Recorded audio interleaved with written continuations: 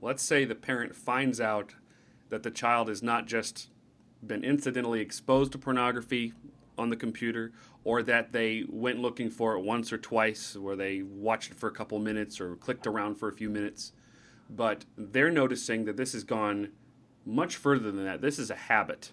This is something they've watched on repeated occasions. It's happened over weeks or months, or possibly even, we're hearing stories of years where the parents have no clue that the child has been doing this for so long and has been entrenched in this. You got a child or a teenager who's into this. What do you say the parents' reaction to this needs to be? Generally, pornography begins with curiosity. Again, I want to know what the body of the opposite sex looks like. Right. I want to know what it looks like to have sex. I mean, how do the bodies go together and what do they do? And it is a visual curiosity that gets many people into pornography. If you will, they are going for some form of education. And I think one of the tragedies of our day is that pornography is the leading sex education for the young people in our culture. Mm. But I don't think it is visual curiosity or visual stimulation that keeps people and traps people in pornography. Um, Without trying to be crude, fat deposits at different points on our body just aren't that appealing for that long. Mm-hmm. Um, it's the story. Pornography almost always has a story. Even if you take just print media pornography, rarely do they show a woman or a man in nude form with a blank background with very little expression on their face. They are doing something, they are inviting, they're in a location. And once you get to the video mediums of pornography, it is the story that becomes encapsulating. The members of the opposite sex or whatever gender that they happen to be attracted to are vying for their attention. And there are these elaborate stories with professional storytellers making up better stories than the individual sitting at the computer clicking the mouse feels like that they can make up for themselves.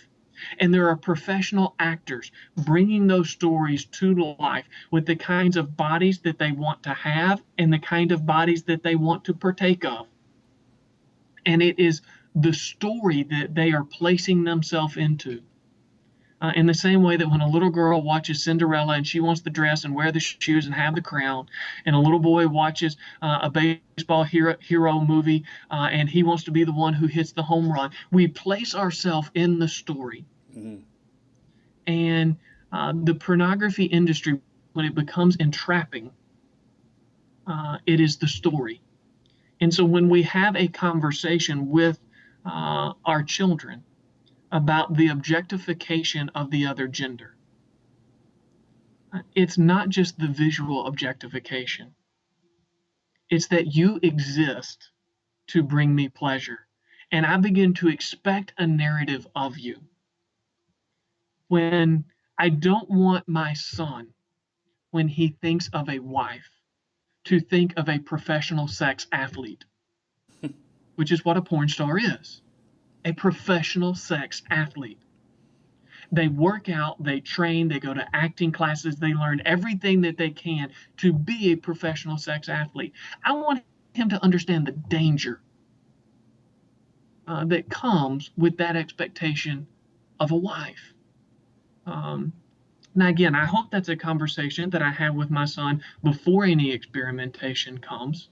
At a way that is age appropriate, and if there is experimentation, that is something that will make more sense to them, that we can come back to that, that what you're getting is a life partner to serve instead of a sexual slave to serve you and to fulfill all of your fantasies, and for them to, again, hopefully see the relationship that I have with my wife, and go, what is it that makes that good? What is it that makes mom smile? What is it that makes me smile?